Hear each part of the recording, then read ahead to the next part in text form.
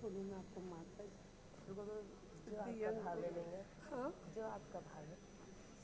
अरे मैंने उसकी गुरु माँ ना, ये तो ऐसे तो सवाल ही नहीं है, हम आपको दे ही क्या सकते हैं।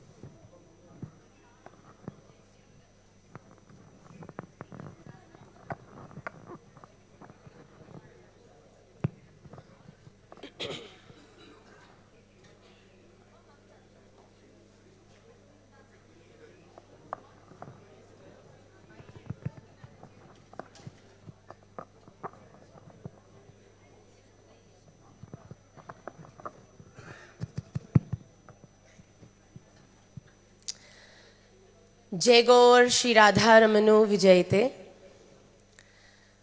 कृष्णाय वासुदेवाय हरये परमात्मने प्रणतः क्लेशनाशाय गोविन्दाय नमो नमः।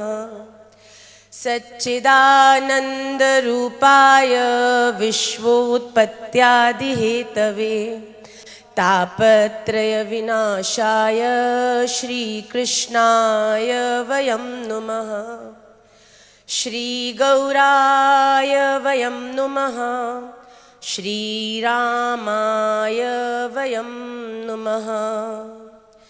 वन्देऽहं श्रीगुरौ श्रीयुतपदकमलं श्रीगुरुन् वैष्णवांश्च श्रीरूपं साग्रजातं सहगणरघुनाथान् वितं तं सजीवम् साद्वैतं सावधूतं परिजनसहितं कृष्णचैतन्यदेवं श्रीराधाकृष्णपादान् सहगणललिता श्रीविशाखान्वितांश्च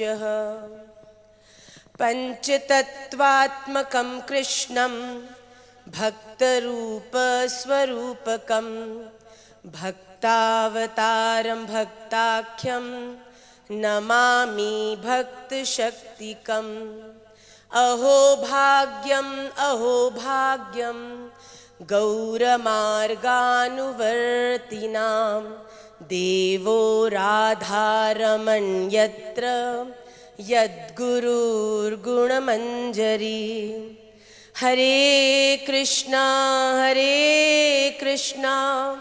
कृष्णा कृष्णा हरे हरे, हरे राम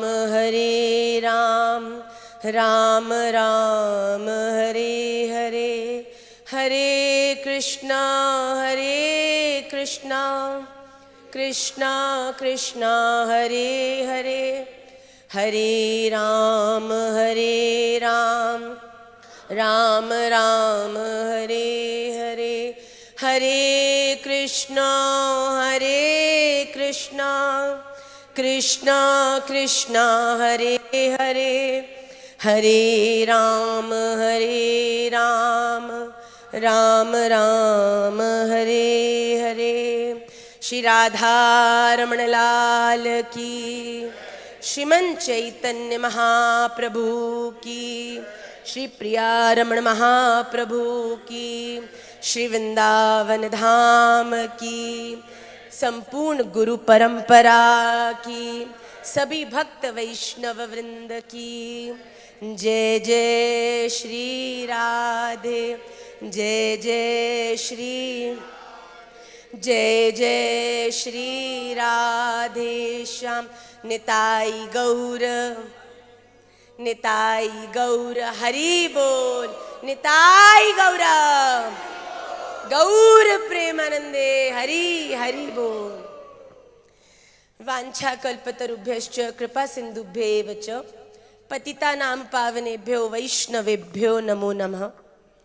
सर्वप्रथम मैं अपने इष्ट आराध्य प्राणाधार श्री राधा रमन लाल के श्री चरणों में अपने अनंत कोटि प्रेम को, अपने सद्गुरुदेव महाराज के श्री चरणों में उनके दिखाए मार्ग के प्रति अपने संपूर्ण समर्पण को, और आप सभी भक्तों वैष्णवों के चरणों में अपने वात्सल्य प्रेम को प्रकट करती हुई आपके आज के इस निमाई पाठशाला के सेशन में स्वागत करती हूँ.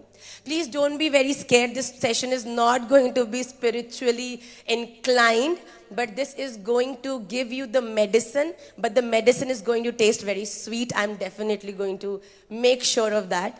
तो आप लोग बिल्कुल भी ये मत सोचिएगा कि yet another, चलो आप सब तो नहीं, पर मेरे राधा रमन लाल ने मुझे सिग्नल दे दिया. तो सबसे पहले तो मैं मैया और बाबूजी का खूब खूब धन्यवाद करती हूँ कि उन्होंने इस ऐसा एक सेशन जिसको हम लोग महाराज श्री के मार्गदर्शन में बहुत इस समय अग्रेसिवली जिसको हम लोग प्रमोट कर रहे हैं, connecting everybody to their roots, आजकल ये बहुत ज़्यादा इम्पॉर्टेंट है. पर आज का जो मेरा सेशन था, मुझे महाराज श्री ने आज्ञा करी कि आज एक निमाई पाठशाला का सेशन बाबूजी के आग्रह पर हम करने वाले हैं. तो मेरा ऐसा मन था कि let me make this session a very relatable for each one of us. चाहे वो एक बालक है, चाहे वो यौवन में यूथ है, चाहे कोई बड़े हैं जो अपने जीवन में मार्गदर्शन चाहते हैं. एंड ये मार्गदर्शन in terms of any field. Please आप इसको केवल एक स्पिरिचुअल सेशन और स्पिरिचुअली इंक्लाइन मोटिव के साथ किया हुआ सेशन मत मानिएगा. पर एक साची बात बोलूं, आप भोग कितना भी अच्छा बना लो, कितनी भी तरह का बना लो, पर भैया जब तक उसमें तुलसी जी नहीं पधराएंगी, हमारे राधा रमन लाल तो स्वीकार नहीं करेंगे. तो आपके जीवन में वो समर्पण, ठाकुर जी का बल सर्वश्रेष्ठ है, पर हमारा प्रयास बड़ा अनिवार्य. किसी ने भगवान बुद्ध से एक बात पूछी विच आई रियली लव्ड कि बताओ भगवान, अगर हम लोगों की, हम कहते हैं डेस्टाइंड है, डेस्टिनी बनी हुई है, भगवान ने यात्रा लिखी हुई है, तो भैया हम अजगर की तरह क्यों नहीं बन जाते? पड़े रहते हैं एक जगह, अपने आप समय समय पर कोई ना कोई शिकार आएगा और हमारा पेट भर जाएगा, हम क्यों हिले डुले? पर यहाँ भगवान बुद्ध ने कही, बात तेरी बिल्कुल ठीक है, भगवान ने सब कुछ लिखा है, भगवान ने तेरे लिए क्या नियुक्त किया है वो भी लिखा है, पर क्या पता तेरे भाग्य में ये लिखा है कि जो भी पाने के लिए तू प्रयास करेगा वो तेरा होगा. प्रयास करे बिना चीज मिल जाएगी इस आशा में बिल्कुल मत रहना भैया. होमवर्क तो करना ही पड़ेगा, तभी क्लास में रिस्पेक्ट भी मिलेगा. तो जो आज का जो मेरा सेशन है, that is going to be the steps towards fulfilling any goal of your life. May that be a spiritual goal, जो आई थिंक यहाँ पे बैठे लगभग बहुत से लोगों का होगा कि भैया जीवन बहुत जी लिया, सब कुछ देख लिया, बड़े दोस्त बना लिए, अब ये बताओ कि जीवन में हम उस परम अपने जो एटर्नल गोल है उसको कैसे हम फुलफिल कर सकते हैं. बट इस सेशन की जो एनालिसिस है उसको आप केवल एक स्पिरिचुअल गोल से ही रिलेट नहीं कर सकते. It may be any goal of your life, may it be an academic goal, may it be your career oriented goal, या फिर आपका जो स्पिरिचुअल गोल है उसका भी अगर आपका लक्ष्य है. तो these ladders of success, there are 6 ladders to fulfil everything that you want to achieve in your life. ये बड़े ध्यान से सुनेगा, आपके जीवन में ये बहुत बड़ी धुरी की तरह आपके हर एक पॉइंट पर एप्लीकेबल होने वाले स्टेप्स हैं. तो हम लोग प्रयास करते हैं जब भी हम किसी चीज के प्रति आकर्षित होते हैं तो सबसे पहला जो फील है हमारे अंदर से वो आता है desire. So today we are going to talk about 6 D's of our life. ये 6 D's जो हमें एक बिल्कुल फ्रेजाइल माइंड थॉट से अपने गोल को कंप्लीटली एकम्प्लिश करने में हमारी बहुत हेल्प करेंगे. मैं आपको दोबारा कह दूं, मैं इस सेशन को बिल्कुल भी बोरिंग नहीं बनाने वाली हूं. I am going to narrate few very interesting stories जिसके माध्यम से आप एक पर्टिकुलर लैडर के एसेंस को ग्रास्प करने में आप बड़े सहज फील करेंगे. आपको बहुत ज़्यादा अपने ब्रेन को जो मेडिटेट कराना है वो संध्या के सेशन के लिए हम लोग रखेंगे, पर अभी के लिए हम इसको बड़ी सहजता से आगे ले जाएंगे. तो सबसे पहली चीज़, जब भी आप कोई चीज़ को देखते हैं आपके मन में आती है the first D to the ladder of success which is desire. Please मेरे साथ साथ चलिएगा. डिजायर मतलब इच्छा, इच्छा मतलब कामना. हमारी जीवन में desiring the right thing is actually equivalent to bowing the right seed. अगर एक सीड को आप सॉइल में सो करते हैं तो उसको अच्छे से केयर करने के बाद ट्री भी उस पर्टिकुलर सीड का ही निकलेगा. तो हमारी लाइफ में it is very important to have the right desire. जब हम राइट डिजायर की बात करते हैं मतलब कि कोई ऐसी चीज जिसको हम मैनिफेस्ट करते हैं कि ये मेरी हो जाए, ये मुझे मिल जाए. This is the first step. मैं आपको एक बड़ी सुंदर स्टोरी सुनाती हूँ, मेरे साथ साथ चलिएगा. एक बार एक बहुत बड़ा क्रिमिनल था, बहुत सारे उसने अपनी लाइफ में गलत काम किए, वांटेड था, पकड़ में नहीं आ रहा था. बहुत प्रयास के बाद पुलिस ने उसको पकड़ लिया और जैसे ही कोर्ट में गया, इतने मर्डर्स, इतने गलत काम देखते ही कोर्ट ने कह दिया hang till death. Sign pen तोड़ दिया गया. अब वो व्यक्ति बड़ा उदास, मरने वाला हूं, क्या करूं. इतने में ही जो गवर्नमेंट साइंटिस्ट थे वो जज के पास पहुंचे कि जज, आपने ऑलरेडी इसकी मृत्यु तो घोषित कर दी है, पर मैं चाहता हूं इसने अपने जीवन में इतने गलत काम किए हैं कि कम से कम मरने से पहले इससे एक अच्छा काम करा दिया जाए. तो जज ने बोला फाइन फाइन, फेयर इनफ, ये रहेगा तो जेल में, कुछ भी अच्छा कराना है कराओ इससे. तो उन्होंने बोला कि हम इसको एज अ मेडिकल स्टूडेंट, लेकिन मेडिकल साइंस का एक सब्जेक्ट जिसके ऊपर एक्सपेरिमेंट किए जा सकते हो, उसके रूप में इसको हम अपनी लेबोरेटरी में लेना चाहेंगे. तो जज ने कहा जो भी करो, मरना तो है, ये कैसे भी मारो. तो उसने बोला ठीक है. तो उसको व्यक्ति को एक साइंटिस्ट की जो अपनी लेबोरेटरी थी गवर्नमेंट की, उसमें लेके जाया गया और उसको बता दिया गया कि तुम हमारी एक एक्सपेरिमेंट के सब्जेक्ट बन गए हो. अब वो बंदा सोचे भैया पहले तो पता था लटक के मरनो है, पर अब न जाने क्या कर दियो है, क्या देंगे, सब्जेक्ट बना दियो है, आज तक तो पढ़े ना है, अभी ना जाने कौन सा सब्जेक्ट बना दियो हमको. तो जैसे ही वो व्यक्ति वहां आके बैठा, उसको बता दिया गया कि सुनो, तुम्हें आंख बंद करके एक कमरे में बिठाया जाएगा. बिठाने के बाद एक बहुत बड़ा अजगर हमारे पास है और वो आकर तुम्हें काटेगा, और हमने एक एंटीडोट तैयार किया है उस अजगर के पॉइजन को मारने का, और हम तुम्हें वो एंटीडोट भी देंगे, पर ये हमारा फर्स्ट लेवल है, तुम्हारे बचने के चांसेस कुछ खास है नहीं भैया, पर हम तुम्हें पहले बता रहे हैं कि तुम इस संशय से मरो कि भैया मरा कैसे. तो हम बता रहे हैं कि तुम्हें एक सांप से कटाया जाएगा और उस सांप के विष से तुम्हारी मृत्यु होनी है. अब उस व्यक्ति को पता चल गया भैया सांप कटना है, सांप कटना है, सांप कटना है, सांप कटना है. अब क्या किया गया, उसकी आंखें बांध दी गई. कांपता हुआ वो कह रहा है भैया लटका देते तो ज्यादा बेहतर था, न जाने कौन सो सांप कहाँ काटेगा, अब ये भी नहीं पता कहाँ से आएगा, किस अंग पर काटेगा. लटकने में तो पता है ना भैया यहाँ बनेंगे, और ठा हो गया काम. अब वो जाके उसको कुर्सी पे बिठाया गया, आंख बांधी गई. अब वो बैठा कांप रहा है, कुछ नहीं पता क्या होना है, क्या होना है. इतने में जो साइंटिस्ट था वो उसके पास आया छुपके से. उसके दोनों हाथों में एक एक सेफ्टी पिन से, प्लीज ध्यान से सुनिएगा, सेफ्टी पिन से एक एक बार प्रिक करा, और उस व्यक्ति को लगा भैया मुझे दोनों हाथों में कौन काट गया. जैसे ही उसने ये फील किया कि मुझे कुछ काटा, आपको ये जान के बड़ा आश्चर्य होगा कि जितनी देर बाद, this is actually a proper experiment done by an official in the scientific laboratory, जितनी देर बाद एक सांप के कटने से एक व्यक्ति की मृत्यु होती है, उतने ही समय में उस व्यक्ति की उस सेफ्टी पिन को लगने से उसकी मृत्यु हो गई. और जब उसका टेस्टिंग बाद में की गई तो आप जानते में बड़े आश्चर्य में होंगे कि जब उसका टेस्ट हुआ उस व्यक्ति की बॉडी में से उतना ही पॉइजन जनरेट हुआ जितना एक सांप के डसने पर होता है. This is the power of thinking.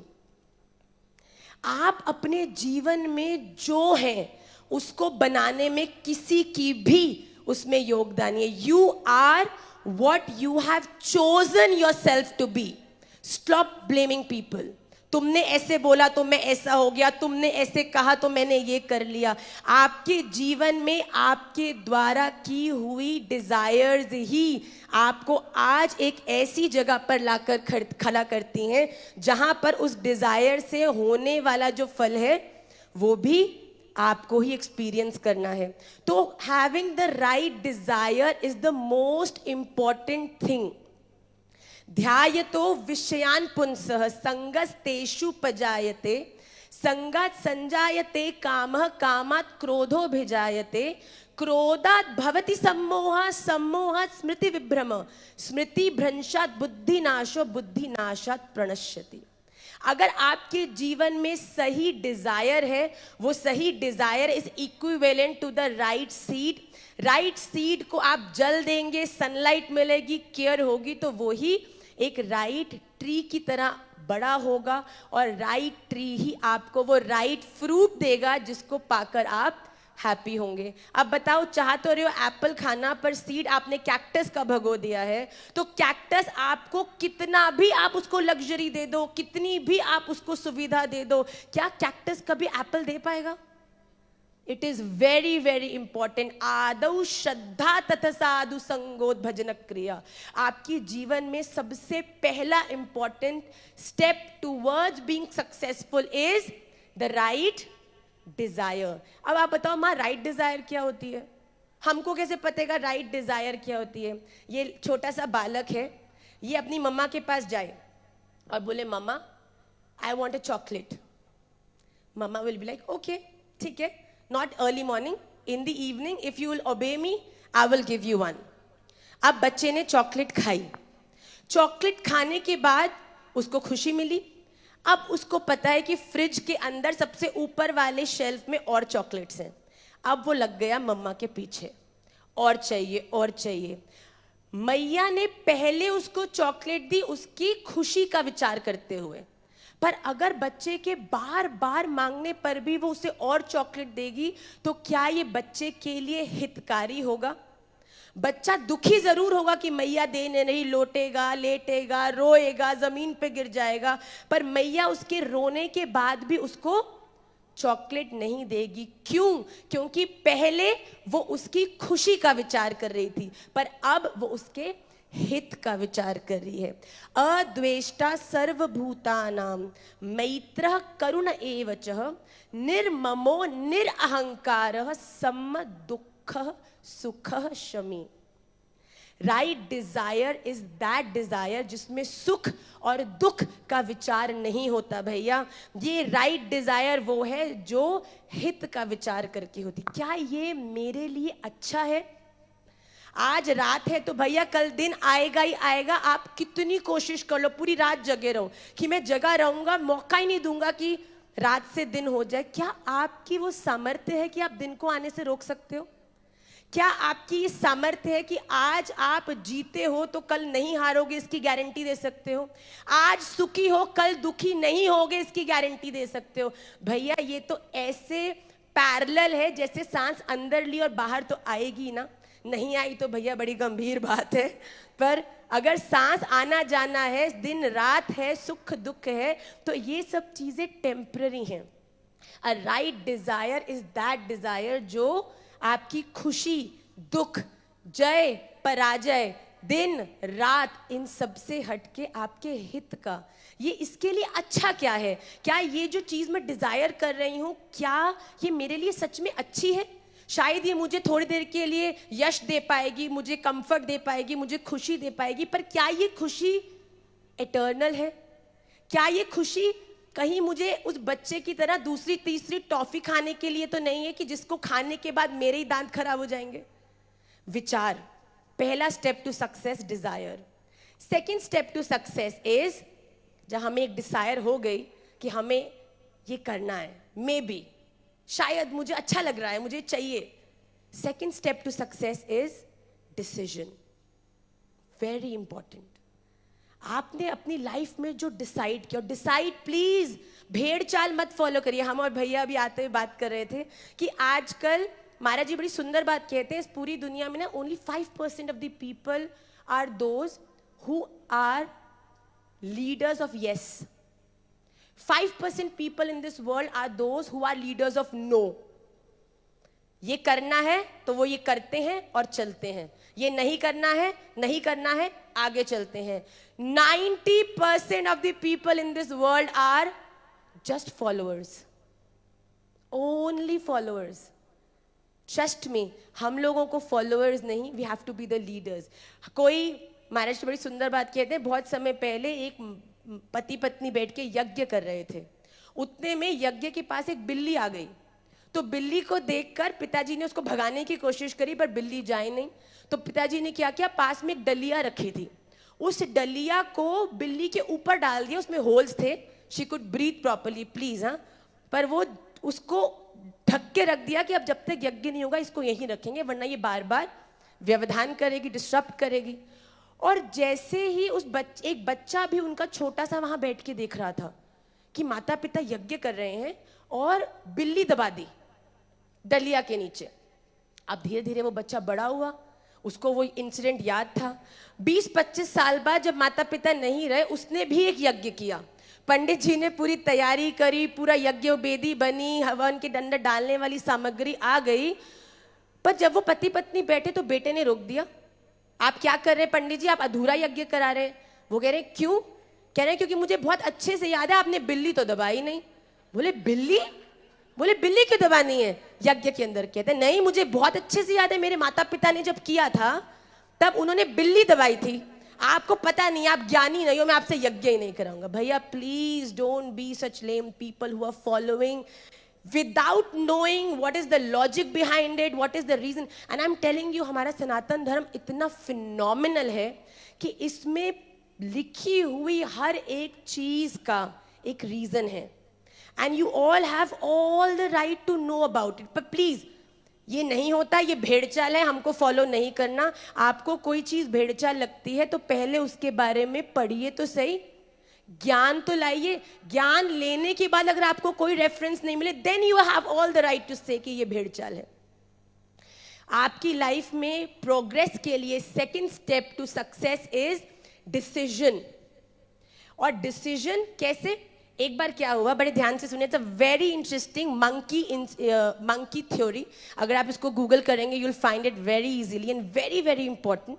एक बार एक साइंटिस्ट ने ना एक कंटेनर के अंदर 5 बंदर डाल दिए, और बंदर डालने के बाद वहां पे एक सीढ़ी लगाई, सीढ़ी के ऊपर बनानास लटका दिए. ओके, तो बंदरों ने जैसे स्वाभाविक बंदर का नेचर बनाना देख के ओवर एक्साइटेड और बड़ी सर्दी का उस कंटेनर में एनवायरनमेंट कर दिया. अब जैसे ही बंदर अंदर आए और उन्होंने बनाना देखा तो सारे बंदर ऑब्वियसली बनाना की तरफ दौड़े, सीढ़ी पर चढ़ने की कोशिश करी. जैसे ही मंकीज ने सीढ़ी को पकड़ा, ऊपर चढ़ने की कोशिश की, वहां से आइस कोल्ड वाटर की बारिश हो गई कंटेनर में. ओहो हो, ठर गए सारे के सारे मंकीज. अरे ये क्या हो गया, सब नीचे गिर गए ठंड के मारे. दोबारा कोशिश की, जैसी लैडर पकड़ते बारिश हो जाती. अब इनको समझ नहीं आया कि ये हो क्या रहा है, पर वो एक बात समझ गए कि भैया ये सीढ़ी का कोई लोचा है, ये सीढ़ी को पकड़ोगे तो ठंडा पानी आएगा. तो पांचों के पांचों साइड में बैठ गए. 5 मिनट उस एक्सपेरिमेंट करने वाले ने देखा. फिर उसने क्या किया, उसने उन 5 में से केवल एक मंकी बाहर निकाला. साथ साथ रहिएगा, देखिए it's a very very interesting. जो भी मैं आपको कह रही हूं, you can find these theories on Google और anywhere else as well. Nothing is made up by me. These are proper experiments conducted by very professional scientist in the laboratories. तो उन्होंने क्या किया, एक मंकी को निकाला, उसकी जगह एक बिल्कुल ब्रांड न्यू मंकी जिसको कुछ नहीं पता है अंदर क्या है, क्यों है, कैसे, उसको डाल दिया. जैसी वो नया मंकी आया, उसको तो कुछ पता नहीं है, पर उसको दिख रहा है कि केले लग रहे हैं ऊपर भैया. तो जैसे अंदर आया तुरंत वो भागा सीढ़ी की तरफ. उतने में ही पीछे जो 4 मंकीज थे उसने उसको दबोच लिया और ये मारा, ये मारा, ये मारा. उसको समझ नहीं आ रहा है भैया मार क्यों रहे हो तुम मुझे. पर क्या हुआ, क्योंकि बाकी 4 तो जानते थे, सीढ़ी पकड़ी नहीं कि हम ठहरे नहीं. वो नए मंकी को पता नहीं था. तो जैसे ही वो उसने एक बार मार खाई, बैठ गया, पर फिर दोबारा जाने लगा तो सब मंकी खड़े हुए. तो कहते नहीं नहीं भैया, नहीं नहीं नहीं जा रहा, नहीं जा रहा, नहीं जा रहा. अब साइंटिस्ट ने देखा कि दूसरा जो नया मंकी आया था, पहला वाला, वो भी अब लैडर के पास नहीं जा रहा. अब साइंटिस्ट ने क्या किया, धीरे से एक और मंकी को, पुराने वाले 4 में से एक मंकी को बाहर निकाला। अब एक ब्रांड न्यू मंकी और एंटर करता है केज को। अब जैसे ही वो एंटर किया उसने भी वैसा किया, पर अब हैरानी की क्या बात थी, बड़े ध्यान से सुनिएगा। पहले के 3 मंकीज जो पानी की ठंडी बौहार के कारण उस लैडर के पास नहीं जा रहे थे, और प्लस जो 1 मोर मंकी था जो अभी तक क्लूलेस था कि मुझे लैडर के पास क्यों नहीं जाने दिया जा रहा है, वो 3 प्लस एक जो नया मंकी था वो भी उन तीनों के साथ मिलकर उस नए मंकी को मार रहा था। क्यों? क्योंकि उस नए मंकी को पता था कि इस तरफ जाओगे तो मारना है। He knew it. क्यों मारना है, किस लिए मारना है, उसको कोई रीजन नहीं पता। अब धीरे धीरे क्या हो रहा है कि पुराने मंकीज बाहर निकालते जा रहे हैं और नए मंकीज अंदर डालते जा रहे हैं। और आप सबको बड़ी हैरानी होगी ये सोचकर कि देयर केम अ पॉइंट जहां पर 5 के 5 नए मंकीज थे। अंदर एक भी पुराना मंकी नहीं था जिसने उस ठंडे पानी को एक्सपीरियंस किया, पर अब भी कोई भी उस सीढ़ी के पास नहीं जा रहा। क्यों? क्योंकि सीढ़ी के पास जाओगे तो भैया वो तो मंकीज हैं, पूछ नहीं सकते कि सीढ़ी के पास क्यों नहीं जाना चाहिए, पर हम तो इंसान हैं ना। We have the right to question. हमारे पास वो अपॉर्चुनिटी है कि वो हम पूछ सकें कि भैया ये ऐसा क्यों है। और मैं बड़े विनम्रता से निवेदन करूंगी, अगर हम बड़े भी चाहते हैं कि हमारे बच्चे सनातन को फॉलो करें या जिन बिलीव्स को हम फॉलो करते हैं उसको एक भेड़ चाल हम नहीं बनाएं। Please find the logics. आज मेरी बच्चे मुझसे अगर किसी चीज के बारे में पूछते हैं, हमारे पास उनको देने के लिए क्या एक वैलिड आंसर है कि ये कहें तुम्हारी नानी करती थी, तुम्हारी दादी करती थी, इसलिए तुम्हें भी करना है। भैया ये तो स्वभाव आप समझ ही रहे हैं, मैंने एक्सपेरिमेंट दिया, ये किसका स्वभाव है, राइट? हमने किया है तो तुम भी करोगे। हम बस वहां जाने पे मार पड़ेगी तो पड़ेगी, पर हमारे पास वो अपॉर्चुनिटी है टू क्वेश्चन। इसीलिए जब भी हम कोई भी लाइफ का डिसीजन लें, it is very very important कि हम उसके प्रति जिज्ञासा करें। There are 2 approaches towards any problem. 1 is questioning. Questioning mean मैं तुझसे पूछ रही हूं, क्यों? क्योंकि मैं जानना चाहती हूं कि तुझे पता है। ज्यादा ज्ञान दे रही हो जो, बताओ। तुम जो ज्यादा बोल रहे हो, do you know? Show me your level of knowledge. This is not the way you are gonna get answers to life बेटा। If you really want to progress in your life, it is very very important to not ask but to plead. जब हम जीवन में जिज्ञासा करते हैं ना कि महाराज जी हमारे घर में ऐसे होता है, इसके पीछे का क्या भाव है, क्योंकि हम ये पूछ रहे हैं महाराज जी की नॉलेज टेस्ट करने के लिए नहीं, अपनी लाइफ में क्लैरिटी के लिए। जब जब आप अपने आप के अहंकार को पुष्ट, this is lame, I don't follow all this has no logic, आप जब तक इस लॉजिक को आप अपनी लाइफ में लेके चलोगे ना, trust me, there is one day everybody wants to understand this, one right day. कईयों पे कृपा होती है कि 5 साल की वर्ष में ही उन पर ये एक ब्लेसिंग आ जाती है कि वो इसके प्रति रुचि करके इसके बारे में पढ़ते हैं। Imagine somebody says, I don't want to learn maths, this is nonsense, I don't need it, right? This has no logic. और बड़ा होके क्या वो व्यक्ति अपने जीवन में सफल हो पाएगा? आपने अपनी लाइफ में नॉलेज ली नहीं, या तो आप बोलो कि माँ मैंने पढ़ ली श्रीमद् भागवतम, पढ़ ली श्रीमद् भगवत गीता, पढ़ ली श्री वाल्मीकि रामायण, पढ़ ली मानस जी, पर मुझे लगता है ये सब illogical, then we can talk.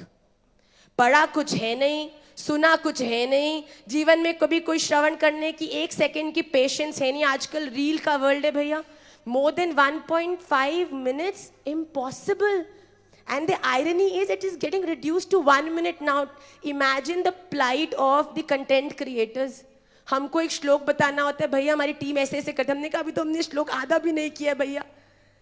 अपने जीवन में डिसाइड करने से पहले उस चीज के प्रति पूरी नॉलेज तो लाइए। आज आप जिसको इररेलेवेंट, नॉट इंपॉर्टेंट बोल रहे हैं ना, कल को आपके बच्चे जब बड़े होंगे और वो आपकी बताई हुई चीजों को इलॉजिकल और इररेलेवेंट बोलेंगे, at that time you will feel कि maybe I should have studied. जब आपके बच्चे आपको क्वेश्चन करते हैं ना, आपके पास आंसर नहीं होते, उस समय थोड़ा अशेम्ड फील करके अपने जीवन में ये रियलिटी चेक लाइए कि कहीं ना कहीं अगर हमने नहीं पढ़ा इसका मतलब ये नहीं है कि हमारे बच्चे क्वेश्चन नहीं करेंगे। तो सबसे पहला डिसीजन जो एक सक्सेसफुल गोल को अचीव करना है, ये गोल कुछ भी हो सकता है, इज द राइट डिजायर। वो डिजायर जो सबका हित का विचार करके हो रही हो, सुख दुख का नहीं। सेकेंड इज द डिसीजन, वो डिसीजन जिसके बारे में आपने पूरा समझकर, पढ़कर, उस चीज के प्रति पूरी नॉलेज को लेकर आपने अपनी लाइफ में किया है। And I am telling you the third D is the most important D. What is it? Destiny. No, I don't believe in, I believe in karma. आप जो आज कर्म करते हैं वो आपकी डेस्टिनी है कल, वो मान लीजिए।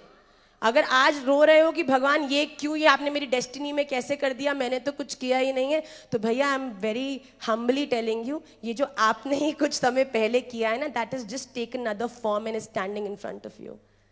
Don't blame God, God has got nothing to do with the destiny. Destiny is you. You are writing your own destiny today. What you're going to be tomorrow, you are writing it today. तो तीसरी चीज जो है, और मेरे हिसाब से जो मोस्ट मेक इट और ब्रेक इट है, that is dependence. Whom are you consulting to fulfill that goal? आपकी एसोसिएशन क्या है? एक सही एसोसिएशन आपके वर्स्ट टाइम में भी आपको सबसे ऊंचा पहुंचा देगी, और वही एक गलत एसोसिएशन, वही गलत डिपेंडेंस, वही गलत direction, you can call it as direction और डिपेंडेंस, द थर्ड डी, वो आपको बने बनाए को भी नष्ट कर देगी। एक बार, बहुत सुंदर और बहुत फनी स्टोरी है, ध्यान से सुनिएगा। एक बार एक व्यक्ति अपने जीवन में बिल्कुल यूजलेस, उसने सोचा ना मैं अपने बच्चे पाल पा रहा हूँ, ना मेरी बीवी मुझसे प्रेम करती, मैं ऐसा करता हूँ, मैं ना सुसाइड कर लेता हूँ। बड़े सुसाइड के मूड से वो घर से निकला और सोचा कि चलो पूरी जिंदगी तो किसी के काम आया नहीं, let me do one thing, कि मैं जंगल चला जाता हूँ, किसी जानवर का ही आहार बन जाऊंगा, कम से कम कुछ किसी का तो पेट भर के जाऊंगा, परिवार का तो कुछ कर नहीं पाया। तो वो व्यक्ति जंगल की तरफ गया और उसने देखा कि दूर एक शेर बैठा है, तो उसने बोला आज तो इस शेर का ही मैं भोजन बनूंगा। वो व्यक्ति जाता रहा, उस शेर ने जैसे ही उस इंसान को देखा वो बहुत ज्यादा अग्रेसिव हो गया, गुस्से में आ गया कि आज इसको खाऊंगा मैं, ये कैसे आ रहा है मेरी तरफ। जैसे ही वो शेर एक बार गुर्राया, एकदम से उसे ऊपर से एक आवाज आई, एक हंस, स्वॉन, उस शेर की गुफा के बाहर बैठा था।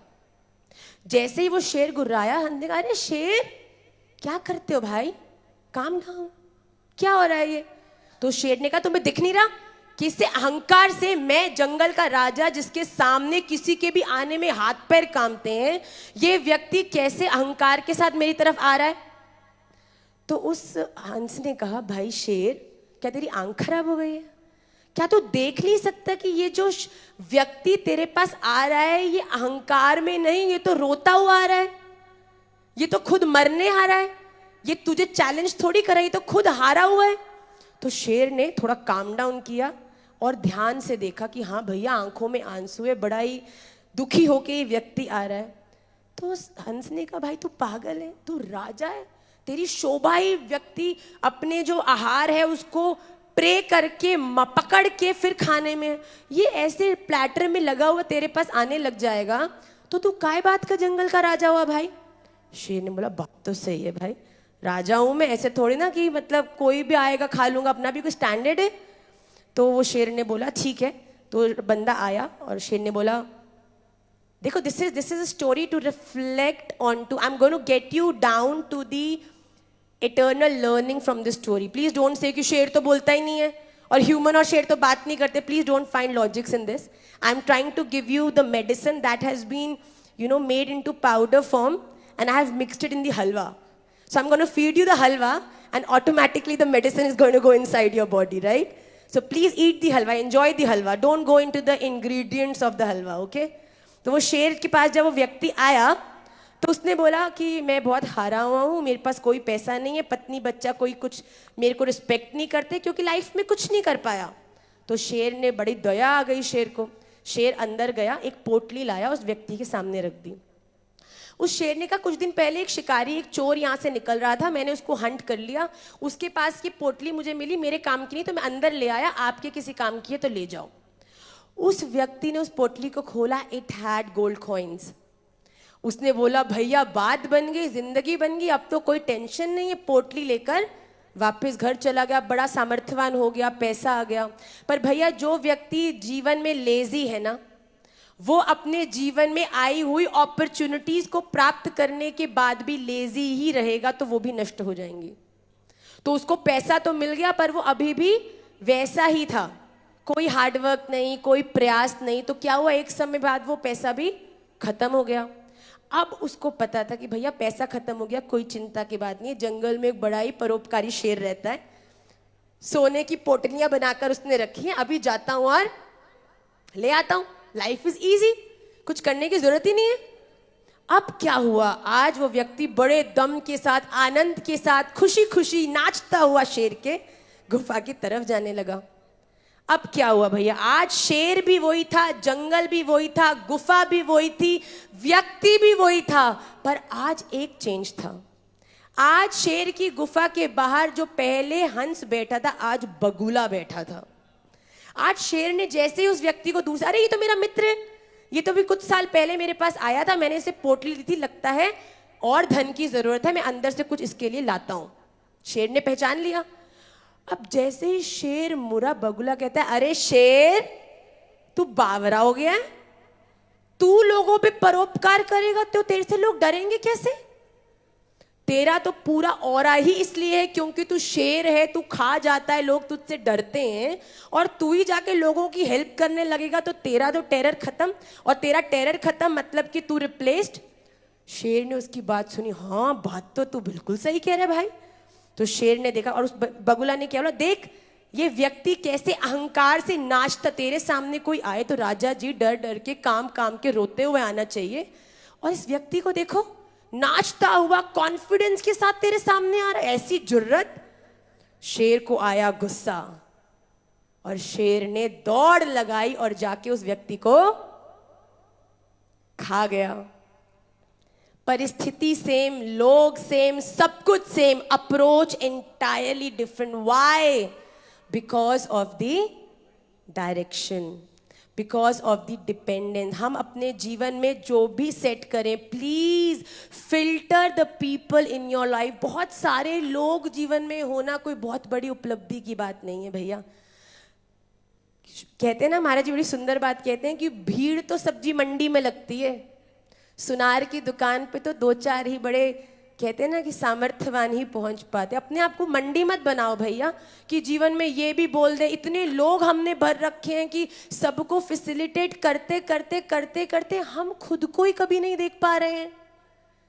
अपने जीवन में कुछ लोग रखिए जो आपकी इटर्नल जर्नी में आपको सपोर्ट करते हैं, आपको मोटिवेट करते हैं, अच्छी चीजों के प्रति आपको मोटिवेट करके उसके प्रति आपको और ज्यादा पुश करते हैं। आप कोई भी अच्छा, आप कहोगे ना मैं कथा सुनने जा रही हूँ या मैं कोई अच्छा सेवा करने जा रही हूँ, 10 लोग अच्छा बड़ी सेवा वाली हो रही है, तो क्या हो गया, बूढ़ी हो गई है, जीवन में और कोई काम नहीं, किट्टी पार्टी वार्टी में तेरी अब कोई रुचि नहीं है। आपको जो लोग ऐसे बोलेंगे जो आपके हित की चीजों के लिए आपको demotivate, I am telling you, हमारी श्री जी ने कहा है वृंदावन में कि तुम बड़े से बड़ा पाप कराओ, मेरे अनुगत्य हो गए तो मैं तुम्हें माफ कर दूंगी। पर भैया एक बात का विचार कर लेना, क्योंकि इस एक तरह के व्यक्ति का मैं चाहकर भी कल्याण नहीं कर सकती, और वो कौन है? त्यजिए हरि विमुखन को संग। वो व्यक्ति, देखो हिरण्यकश्यपु क्या प्रहलाद जी से प्रेम नहीं करता था? अपना बेटा है भैया, पर गुस्सा क्यों आता था? वो कहता था मार मार बोल। उनकी जो भाषा थी उसमें बिल्कुल नेगेटिव वर्ड, वो पर प्रहलाद जी क्या बोलते थे? नारायण नारायण हरि बोल हरि बोल। अब हिरण्यकश्यपु को प्रेम तो था प्रहलाद जी से, था कि नहीं? पर प्रहलाद जी की जो सोच थी उससे इतना प्रॉब्लम था कि अपने बेटे को उन्होंने मराने के सब प्रयास कर दिए। ये है एसोसिएशन का इम्पैक्ट। आपके जीवन में सक्सेस में अगर आप सबसे बड़ा फिल्टरेशन लगाना चाहते हैं वो है choose the people in your life. 2-4 हो पर ऐसे हो जो हमेशा आपके हित का विचार करके आपको गाइड करें। आपके जीवन के जो हंस हो, इन शॉर्ट उनको शॉर्टलिस्ट कर दिया। बगुले जितने भी हैं जो आपको आपकी फैमिली से आपके इटर्नल गोल से डेविएट करते हैं उनको छोड़ दीजिए। एक बड़े से पत्थर का वेट 100 ग्राम होता है पर कीमत केवल 500। पर वही पत्थर से जब एक्स्ट्रा निकाल देता है ना, जो पत्थर से मूर्ति बनाने वाला होता है, तब वो मूर्ति का जब आकार आता है तो एक्स्ट्रा निकलने के बाद वही 500 रुपए का 10 किलो का पत्थर 2 किलो का हो जाता है। पर मूर्ति की जो वैल्यू है वो कितनी हो जाती है? 50,000 हो जाती है। भैया अपनी लाइफ में जब तक जोड़ते रहोगे तो एक अगली पत्थर की तरह ही बनते जाओगे। वेट भी बढ़ रहा है और वैल्यू भी कम हो रही है। पर जिस दिन आपने एक्स्ट्रा छाटना शुरू कर दिया ना, that is not important, this place is not important, this is not the most important thing और गोल ऑफ माई लाइफ। जब आपने ये छाटना शुरू कर दिया, मैं आपको साची कहती हूँ, आपका जीवन ऐसा सुंदर उभर के आएगा कि आपकी वैल्यू भी बहुत बढ़ जाएगी। So the 3 things that we have talked about so far is, number 1, very nice. Second, third, dependence. And the 4th D, which is very important, कि आपने अपनी लाइफ में किसी चीज़ को डिज़ायर किया, फिर उसके बारे में जानकर पूरी तरीके से डिसाइड कर लिया कि मुझे ये करना है। उसके बाद आपने अपने उस संग के साथ अपने आप को मोटिवेट किया कि this is the thing for me. And the 4th D that leads to success is discipline. आप जब तक डिसिप्लिन नहीं होगे ना, please, this is not a cake walk. आपको आपकी लाइफ में डिसिप्लिन होना बहुत जरूरी है। एक बार दत्तात्रेय भगवान ने 24 गुरु अपने जीवन में धारण किए, जिसमें से पृथ्वी, जल, तेज, वायु, आकाश, एक गणिका, एक छोटा बच्चा, एक नवविवाहित दुल्हन, ऐसे करके उन्होंने 24 गुरुओं को धारण किया। उनमें से एक बड़े सुंदर गुरु हुए सुपेशकृत। सुपेशकृत मतलब एक एरो बनाने वाला। वो व्यक्ति जो एरो बनाते हैं ना, बो एंड एरो में, वो एरो बनाने वाले व्यक्ति को भगवान दत्तात्रेय ने अपना गुरु बनाया। तो क्यों बनाया? एक बार एक राज्य में राजा की बहुत बड़ी एक शोभा यात्रा निकल रही थी। भैया राजा निकल रहा है तो सब लोग बाहर आ गए, सभी लोग प्रणाम कर रहे हैं, कोई दंडवत कर रहा है, कोई हाथ जोड़कर खड़ा है। तो शोभा यात्रा जा रही है, पर राजा के सैनिकों ने एक बड़ी विलक्षण चीज देखी। क्या देखा? कि एक व्यक्ति दूर बैठा हुआ कुछ कर रहा है और राजा आगे से निकल गए और उसने ऊपर देखा भी नहीं। No respect, no obeisances, no, signal of paying tribute or respect towards the Raja. सैनिक बड़े गुस्सा हो गए, जाकर गए। राजा की यात्रा जब आगे निकल गई तो सैनिक मुड़ के आया, उसको कपड़ा से पकड़ा और खड़ा कर दिया। बोल, तू बहुत असम्मान करता है, तुझे शर्म नहीं आती? अभी तेरे को हम लोग अभी लटकाते हैं, तुझे पेड़ के साथ मार देंगे तुझे। तो वो रोने लगा कि भैया हुआ क्या, क्या कर दिया मैंने? कोई गड़बड़ हो गई मुझसे, किसी को गलत बोल दिया, किसी का पैसे, मैं तो कोई गलत काम नहीं करता। तो उस व्यक्ति ने बोला, सैनिकों ने बोला, अच्छा मजाक करता है? तुझे पता नहीं अभी सामने से राजा की यात्रा निकली और तूने एक बारी भी उसको सलाम भी नहीं किया, अब एक बारी भी अपनी रिस्पेक्ट नहीं अपनी एक्सटेंड करी। तो उस व्यक्ति का मुंह खुला रह गया। क्या यहां से कोई शोभा यात्रा निकली थी? वो शोभा यात्रा जिसमें नगाड़े बज रहे हैं, पिपनियां बज रही हैं, करताल बज रही है, राजा साहब आ रहे हैं, ये सब हो रहा है। उस सुपेशकृत को कुछ नहीं पता। क्यों? क्योंकि वो बिल्कुल डिसिप्लिन्ड वे में अपने कार्य को कर रहा था। It is very very important. अगर आप अपनी लाइफ में कुछ अचीव करना चाहते हैं ना, केवल ये सोचकर कि मेरा होगा तो मिल जाएगा, काम नहीं चलेगा। आपको कुछ अचीव करना है तो उसके लिए उसके हिसाब से अपने आप को डिसिप्लिन भी करना पड़ेगा। It is very important. भैया जो क्लास में फर्स्ट आते हैं ना, वो सुबह 4 बजे उठ के पढ़ते ही पढ़ते हैं। वो अपने जीवन को ऐसे स्केड्यूल करते हैं जिससे उनकी पढ़ाई समय के हिसाब से हो। अगर हम, कितने लोग कहते हैं कि माँ हम भक्ति तो करना चाहते हैं पर पूरा दिन टाइम ही नहीं होता। सुबह उठते हैं, ऑफिस जाना होता है, टिफिन बनाना होता है, फिर ये जाना होता है, वो जाना होता है। भैया जिसको जीवन में कुछ करना है उसके हिसाब से वो सब अपनी रूटीन को डिसिप्लिन भी करते हैं। It is very very important to discipline. Discipline का अर्थ है कि जिस समय आप जो काम कर रहे हैं आप केवल वो ही काम कर रहे हैं विद योर फुल कैपेसिटी। तो first D was desire. Second, भैया शाम को महाराज जी पूछेंगे मेरी नाक नहीं कटाना कि बहुत ही बोरिंग सेशन था, हमको तो कुछ भी समझ नहीं आया, तो थोड़ा ऊंचा बोलिए। First D is, second D is,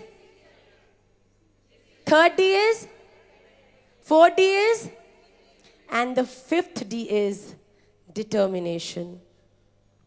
मैं आपको सच्ची बोलती हूँ, हम सोचते हैं मेरे पास ये होता तो मैं ये बन जाती, मेरे पास वो होता तो मैं वो बन जाती। भैया पहले जो है उससे जो बन सकते हो वो तो बन जाओ। एक बार एक जगह पर एक बहुत वर्ल्ड वाइड पेंटिंग कंपटीशन हुआ। पेंटिंग कंपटीशन से बहुत दूर दूर से लोग आए, तो बोला कि जो भी सबसे वर्ल्ड की पीसफुल पेंटिंग बनाएगा उसको फर्स्ट प्राइज दिया जाएगा। सारे पेंटर्स वर्ल्ड वाइड आए थे, सब बनाने लगे। और फिर जब बनाने के बाद जजेस आए, उन्होंने सबका देखा और जब रिजल्ट डिक्लेयर किया तो सबके आश्चर्य की सीमा नहीं रही। क्यों? क्योंकि उन्होंने देखा कि एक पेंटिंग जिसके अंदर बहुत बड़े बड़े थंडरिंग क्लाउड्स थे, कुटिया उजड़ी हुई थी, पेड़ बिल्कुल, पेड़ के पत्ते हवा में उड़ रहे थे, बिल्कुल तहस नहस हो रखा था क्योंकि वहां थंडरस्टॉर्म आया था। उस पेंटिंग को first prize, and let me remind you the title, world's most peaceful painting का कंपटीशन है, उसमें फर्स्ट प्राइज मिल रहा है उस पेंटिंग को जिस पेंटिंग में थंडरिंग है, सब कुछ तहस नहस है। तो सब जितने पेंटर्स आए थे सब लोग गुस्सा करने लगे कि आप क्या, कैसी बात करते हैं, ये तो लॉजिकल नहीं है, इसमें तो कुछ भी हमको पीस, ये तो बिल्कुल ऑपोजिट ऑफ द सब्जेक्ट हो गया कि ये पीसफुल है। तो जो जज था उसने बोला now I will show you something very technical here.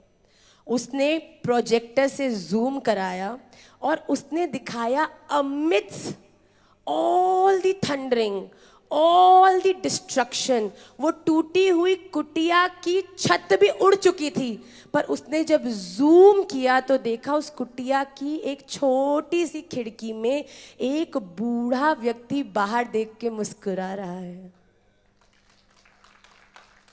That is peace. That is satisfaction.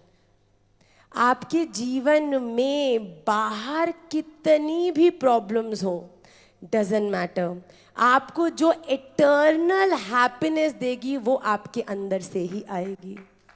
आप कोशिश करते रहो ये मेरे संग ऐसा बात कर ले तो मैं खुश हो जाऊंगी, कब तक करेगा? वो व्यक्ति अलग है। हमारे जीवन की सबसे बड़ी प्रॉब्लम है कि जिससे हम प्यार करते हैं, हम चाहते हैं ये बैठे भी मेरे जैसे, बोले भी मेरे जैसे। चलो वो तो फिर भी ठीक है कि बोल दिया ऐसे कर लो वैसे कर लो, पर प्रॉब्लम कहाँ आती है कि ये सोचे भी मेरे जैसे, कि अगर मैं सोच रही हूँ कि इस पर्टिकुलर सिचुएशन में ऐसा होना चाहिए और उसने वैसा अगर नहीं करके किसी और तरीके से कर दिया, then it's a big problem, right? कि तुमने वैसे क्यों नहीं किया जैसे करना चाहिए था। भैया करा वैसे जैसा मेरे दिमाग ने मुझे बताया कि ये करना चाहिए। तो इस दुनिया, कई लोग कितने होते हैं जो अकेले कमरे में बैठकर भी अशांत हैं, कोई नहीं आसपास, और कितने लोग ऐसे हैं जो बाहर कितना भी कोलाहल हो पर अंदर से अगर वो डिटर्मिन्ड है, डजेंट मैटर पीपल तुम्हें डेविएट कर रहे हैं, डिस्ट्रक्ट कर रहे हैं, अपनी ओपिनियंस दे रहे हैं, ये तो बहुत मुश्किल है, हो ही नहीं पाएगा, ये तो इम्पॉसिबल है। तुम्हें पता है पूरे इंडिया में 1000 में से केवल 5 लोग क्रैक करते हैं। तो don't you think if you have the mercy and if you do the right kind of hard work, can't you be amongst those 5 people? Why you underestimate yourself? It is very very important कि जो आप decide करते हैं उसके बाद सुनो सबकी पर करो अपनी। प्लीज, अगर कोई एल्डर जिससे डिसरिस्पेक्ट फील करते हैं, मैं कान पकड़ के कहूंगी, क्योंकि इन दी एंड ये हमारी जर्नी है, ये हमको तय करनी है और इसको ऐसा जीना है कि अगर एंड में जब हम रिफ्लेक्ट बैक करें तो हमको ऐसा नहीं लगे कि शायद उस समय मैंने अपने मन की ऐसे की होती तो थिंग्स वुड बी डिफरेंट। बड़ों को इंस्पायर करना चाहिए, बड़ों को गाइड करना चाहिए, पर बड़े अगर इस बात में स्टबन हो जाएंगे कि जैसे हम करते हैं, हम सोचते हैं, हम बोलते हैं, वैसे ही चीजों को किया जाए, तो कभी भी प्रोग्रेस या ग्रोथ होना असंभव है। तो it is very very important कि हमारे पास यथाशक्ति जितने एसेट्स हैं उनके साथ हम बेस्ट क्या कर सकते हैं, दैट इज डिटर्मिनेशन। एक बार एक व्यक्ति को, बहुत गरीब था, एक कॉल आया कि आपको जॉब लग गई है बड़ी, बहुत बड़ी कंपनी में। दौड़ दौड़ के बस किसी से उधार लेके बस में बैठकर वो वहाँ पहुँचा, और जैसे ही पहुँचा इतना अद्भुत उसका इंटरव्यू गया। इंटरव्यू खत्म होने के बाद उनके जो ऑफिशियल्स, उन्होंने बोला, so can you give me your email ID so that we can send you the letter that you've been accepted in the company। तो वो व्यक्ति बोलता, मैं तो बहुत गरीब घर से हूँ sir, I don't have any Gmail account. वो कंपनी वाले बोलते, आज के समय में you don't have Gmail account? I am really sorry, I don't think you are that much techno savvy, हम आपको अपनी कंपनी में नहीं ले सकते। वो व्यक्ति इतना अच्छा इंटरव्यू दौड़ कर आया, सब कुछ सेट था, केवल जीमेल नहीं था तो निकाल दिया। तो नीचे खड़ा हुआ बड़ा रो रहा था, जेब में हाथ डाला, केवल 20 रुपए। बोला, माता पिता को पूरी कॉन्फिडेंस देकर आया हूं कि आज तो जॉब लगी ही लगी, अब ऐसे जाऊंगा तो कितने निराश होंगे। तो क्या किया, जेब में देखा 20 रुपए, क्या करूं क्या करूं क्या करूं क्या करूं। नॉर्मल व्यक्ति होता तो बैठ जाता, फैल जाता, रोता, ये मेरे साथ क्या हो गया, क्यों हो गया, कैसे हो गया। उस व्यक्ति ने अपनी अप्रोच बदली। 20 रुपए पॉकेट में थे, सामने एक सेब वाला खड़ा था, 20 रुपए के उससे सेब लिए और क्या करा, गली गली में जाने लगा और जोर जोर से कहकर उन 20 रुपए के सेबों को 30 रुपए में बेच दिया। अब क्या, वो 10 रुपए का प्रॉफिट हो गया। तो बड़ा आनंद आया, 20 लाया था 30 हो गया। भैया, लाइफ को सेलिब्रेट करना शुरू करिए प्लीज। मेरी बहुत हम्बल रिक्वेस्ट है, अपनी लाइफ में बड़े बड़े गोल बना के उनका स्ट्रेस लेके लाइफ को कॉम्प्लिकेट ना करके, अगर हम जीवन में छोटे छोटे स्टेप्स लेंगे ना और हर स्टेप को रेलिश करना शुरू करेंगे, trust me, every step has its own happiness. आप ऑफिस में कितना थक कर आ रहे हैं, इट डजंट मैटर, पर अगर आप घर आकर अपने ऑफिस के स्ट्रेस के कारण घर में भी उस स्ट्रेसफुल एनवायरनमेंट को करेंगे तो कभी हैप्पी नहीं हो सकते भैया। It is very very important. उस बंदे ने बोला 20 के 30 हो गए, वेरी गुड। अब क्या किया, उस 30 रुपए से फिर एप्पल खरीदे और आज वो 30 रुपए के एप्पल 50 रुपए में बेच दिए। तो धीरे धीरे 20 से 30, 30 से 50, 50 से 100, और एक टाइम आया कि वो व्यक्ति उस जगह का one of the biggest Apple vendor हो गया भैया। उसको जर्नलिस्ट ने अप्रोच किया, आपका इंटरव्यू चाहते हैं। आजकल तो देखते हैं ना, थोड़ा सा भी पॉपुलैरिटी मिली नहीं कि पॉडकास्ट करें, इंटरव्यू करें, सब लगते हैं पीछे। हमारा लाला आया हुआ है रजत, ये भी पॉडकास्ट के लिए ही आया है ये भी। तो देखो, थोड़ा सा भी कुछ होता है तो पॉडकास्ट या पॉपुलैरिटी, इंटरव्यू, तो उसके पीछे भी जर्नलिस्ट लग गए। अब जर्नलिस्ट सर इंटरव्यू में बैठा, बहुत अच्छा इंटरव्यू गया, आप इतनी स्ट्रगलफुल, आपने इतना अचीव कर लिया, वाओ, आप तो इंस्पिरेशन हो, आप तो ये हो। तो इंटरव्यू खत्म हुआ तो उसने बोला कि sir the interview was very very good, can you please give me your Gmail account so that I can send you the whole recording. तो वो व्यक्ति मुस्कुरा कहता, sir if I would have had a Gmail account, I would not have been here today. I'm telling you one thing very seriously, आपके जीवन में क्या नहीं है उसे हाइपोथेटिकली प्राप्त करके आप कौन से शूरवीर बन जाओगे। भैया, इस अनरियलिस्टिक अप्रोच को छोड़ दीजिए। लाइफ में जो है उसके साथ हम बेस्ट क्या कर सकते हैं, जब ये करना शुरू करोगे ना, आई am telling you, success is just on the next step. तो हमने लेट्स गेट बैक, मैं क्योंकि मैंने कहा ना मैं आपको हलवा खिलाऊंगी, दवाई नहीं खिलाऊंगी, तो आप इन हलवे को खाते हुए इस दवाई के एसेंस को समझते चलिएगा। So the first D says, second, third, very nice, fourth, fifth, determine, and the sixth, जिसके बिना भैया हमारा तो गुजारा है ही ना, वो है डिवोशन। साचो इक राधा रमण, झूठो सब संसार। एक बच्चा बड़ी से बड़ी सीढ़ी पर भी खड़ा होके कूद जाता है। क्यों? क्योंकि उसको पता है नीचे उसकी मैया खड़ी है जो उसे कभी गिरने नहीं देगी। भैया मैंने जैसा शुरू में कहा, भोग आप जितना बना लो, कितनी तरह का बना लो, पर जब तक कितना प्रयास कर लो, कितनी कोशिश कर लो, कितने यत्न कर लो, कितनी आप योजनाएं कर लो, पर जब तक उसमें हमारे राधा रमन लाल की कृपा दृष्टि रूपी तुलसी दल नहीं होगा ना, आप चाह कर भी कभी उसमें सक्सीड नहीं कर सकते। ये लाइफ का बहुत बड़ा ट्रूथ है। मैं आपको सच्ची कहती हूँ, जिसने कभी कुलिया खाई ही नहीं, जिसने कभी एक राधा रमन जी की ऑथेंटिक जो प्रसाद है वो कुलिया है, केवल राधा रमन जी में मिलता है। तो जिसने कभी कुलिया खाई नहीं, तो वो कैसे कुलिया के उस आनंद को प्राप्त करके जो मन में शांति या फिर आनंद की अनुभूति होती है वो एक्सपीरियंस कर सकता है? बताओ। हम कहते हैं हम तो बड़े कर्म में बिलीव करते हैं, हम तो अप्रोच कर, भैया अगर तुम बहुत हार्ड वर्किंग हो और अच्छे से कर्म कर रहे हो और उसके बाद तुम यहाँ आ गए हो, तो इमेजिन अगर तुम में और उस डिवाइन फोर्स का भी बल लग जाएगा तो कहाँ नहीं पहुँच जाओगे भैया। It is very very important कि हम डिवोशन को हमेशा साथ, राधा रमन जी कर हम रहे हैं, पर करने का उद्देश्य केवल एक है कि आप प्रसन्न रहें। मुझे कोई आज तुम्हारा बच्चा पिछले जन्म में तुम उसके बच्चे थे, अगले जन्म में वो तुम्हारा पिता फिर बन के आएगा। Trust me, and this cycle has no end. पर आपके जीवन में कर्मण्येवाधिकारस्ते मा फलेषु कदाचन मा कर्म फल हेतुर्भुर माते संगोस्त्व कर्मणि। एक बार एक राजा अपने नगर में निकला, बिल्कुल सामान्य कपड़े पहन के, कि देख कर तो आऊं कि नगर में चल क्या रहा है आजकल, क्या ओरिजिनल स्टेटस है मेरे नगर का। तो चलता चलता कहीं पे अटका, पूरा कुर्ता फट गया। सोचा भैया आज तो मंत्री भी नहीं है, सहज निकला हूँ, क्या करूँ। तो उसने देखा दूर एक टेलर था, तो बोला उसके पास जाता हूँ, उसको बोलता हूँ मेरी ये कुर्ता सिल दे, जो पैसा होगा दे दूंगा। तो टेलर के पास गया, बोला भैया ये कुर्ता फट रहा है तो सिल दो। तो उसने कहा भैया रुको 2 मिनट। अब क्योंकि सामान्य वेश में था, राजा तो पहचाना जा नहीं रहा था, तो उसने क्या किया, उसने कुर्ता मंगाया और सिल दिया। अब जैसे सिल के वापस दिया तो राजा ने पूछा, जो नॉर्मल वेश में था, राजा ने बोला हाँ भैया कितने पैसा हुआ, नॉर्मली हम सब पूछते हैं। तो उस टेलर ने बोला सोचने लग गया, देखने में तो भिखारी सा ही लग रहा है, 5 रुपये मांगूंगे 10 रुपये मांगू, 5 रुपये मांग लेता हूँ, ऐसा करता हूँ 5 से ज़्यादा देने के इसके हाल तो लग नहीं रहे हैं, पर मांग 10 रुपये लेता, नहीं दे पाएगा 10 तो 5 ले लूँगा। अंदर ही अंदर सोच रहा था, पर अगर 5 तो देने वाली इसके हाल लग नहीं रहे, मुझे क्या करूं।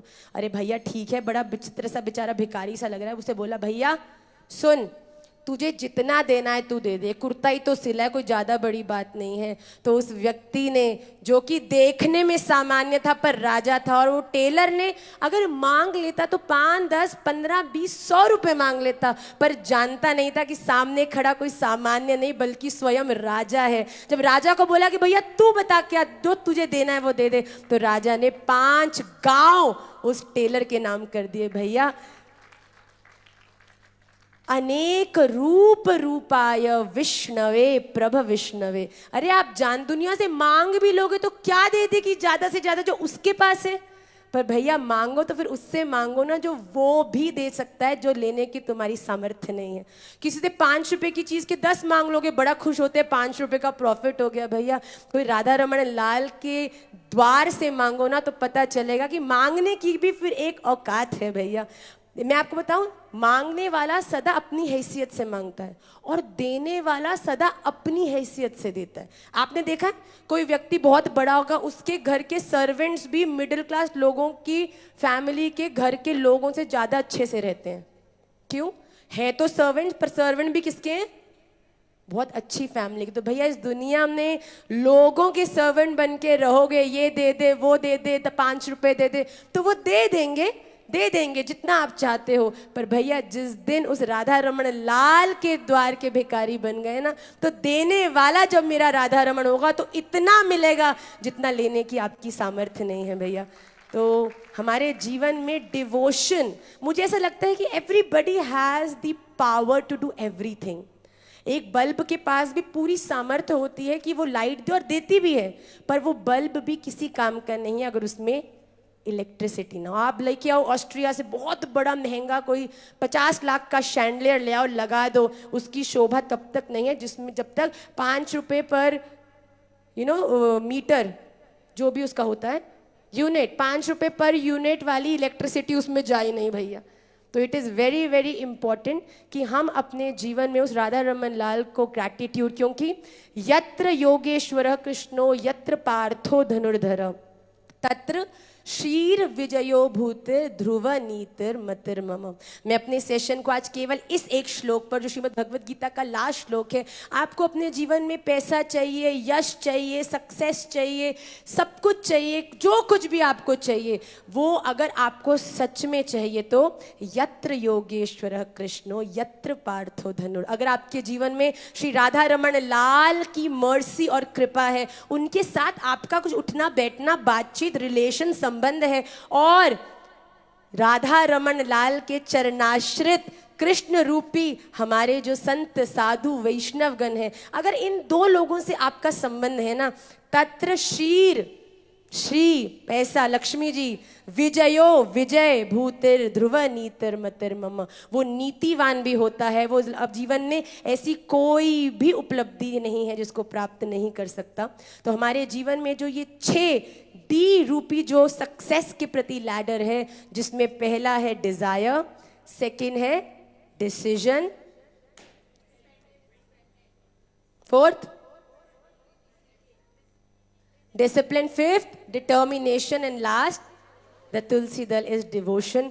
अपनी लाइफ के हर एक एस्पेक्ट में अगर हम इन 6 क्राइटेरियाज को ध्यान करते हुए चलेंगे तो मैं साची कहती हूँ दुनिया आपसे खुश होगी कि नहीं होगी भैया, आई रियली डोंट नो, पर डेफिनेटली मेरे राधा रमन लाल आप पर अपनी कृपा दृष्टि अवश्य परिवर्षित करेंगे। और इसी के साथ मैं आज की सेशन को भी एंड करूंगी। I don't want to make it a very serious और अ वेरी कॉम्प्लिकेटेड सेशन।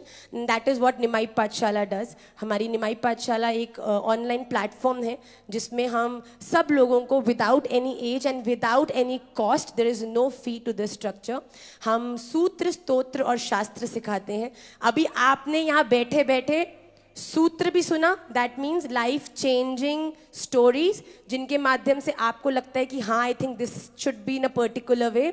सूत्र ये हुए, स्तोत्र मतलब कि श्लोक जो भी आपने बीच बीच में कुछ हमारे श्रवण किए, और शास्त्र, और ये श्लोक भी कौन से, जो हमारे शास्त्रगत हैं, हमारे शास्त्रों में लिखित हैं, भगवान स्वयं की वाणी है, कोई अनऑथेंटिक नहीं है, भेड़ चाल नहीं है, बिना मतलब की बात नहीं है, भगवान ने स्वयं हमारे स्क्रिप्चर्स में इनको लिखा है। तो जब आपके पास वो ऑथेंटिसिटी है, यही 3 चीज़ें हम निमाई पाठशाला में हर एक बच्चे को देते हैं। मैं सबको कहती हूँ हम अपने बच्चों से इतना प्यार करते हैं, हम उनको लग्जरी देना चाहते हैं, कपड़ों की भंडार लगाना चाहते हैं, अलग अलग वर्ल्ड वाइड उनको घुमाना चाहते हैं, उनको अच्छी अच्छी जगहों पर ले जाना चाहते हैं, पर ये सब वो खुद भी कर सकते हैं।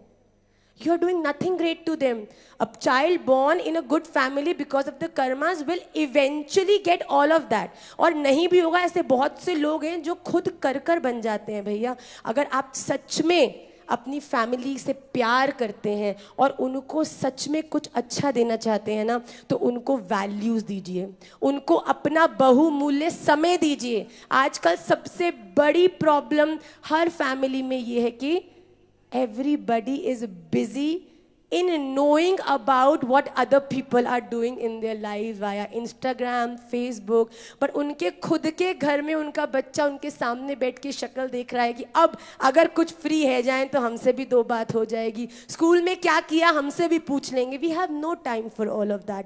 तो मेरा आप सबसे निवेदन है कि अगर सच्चा प्रेम करते हैं तो लग्जरीज तो 2 ही, अच्छी बात है, अगर यथाशक्ति सामर्थ्य तो क्यों नहीं देनी चाहिए, पर उनके संग संग उन्हें वैल्यूज़, उन्हें कल्चर, डिसिप्लिन, उन्हें अपने शास्त्रों से, रूट्स से कनेक्ट करना ही आपको उनके आने वाले भविष्य में उनको सही मार्गदर्शन देने में एक सबसे बड़ा योगदान होगा। इसी के साथ आज के सेशन को तो मैं विश्राम करूंगी।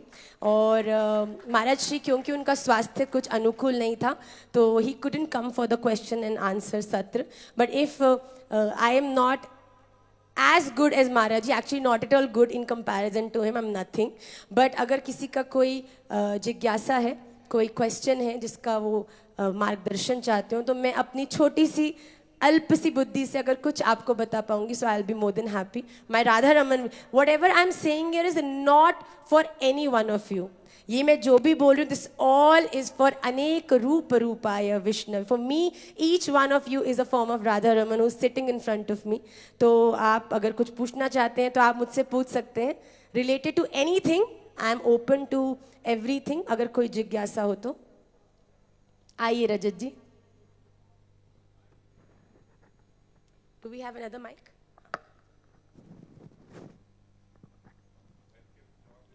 बैठ कर ना हमको ऐसा होता है वो बिकॉज नहीं ठीक है बिल्कुल ठीक है. हमको तो पता भी नहीं चला. हाँ बेटा. जय श्री राधे मैया. राधे राधे. भैया सेशन के ड्यूरेशन में मैंने 2 क्वेश्चन क्रिएट करे मेरे ही इस सेशन को. पहला क्वेश्चन था, हम भक्तों को अच्छी शिक्षा के माध्यम से गुरुकुल में जा नहीं सकते हम, क्योंकि हम एक सैंडविच पीढ़ी के बन गए हैं जो शास्त्रों के बारे में कुछ नहीं जानते हैं, लेकिन चाहते हैं कि हमारे बच्चे सीखें. निमाई पाठशाला बहुत अच्छा काम कर रहा है, लेकिन माता पिता के रूप में हम क्या कर सकते हैं, जितने भी माता पिता हैं? मेरा ये बहुत हम्बली खुद का टेस्टेड ये एक सल्यूशन है कि प्लीज ज्ञान मत दो बच्चों को. बताओ मत ये करो ये नहीं करो, खुद करो, दे विल फॉलो.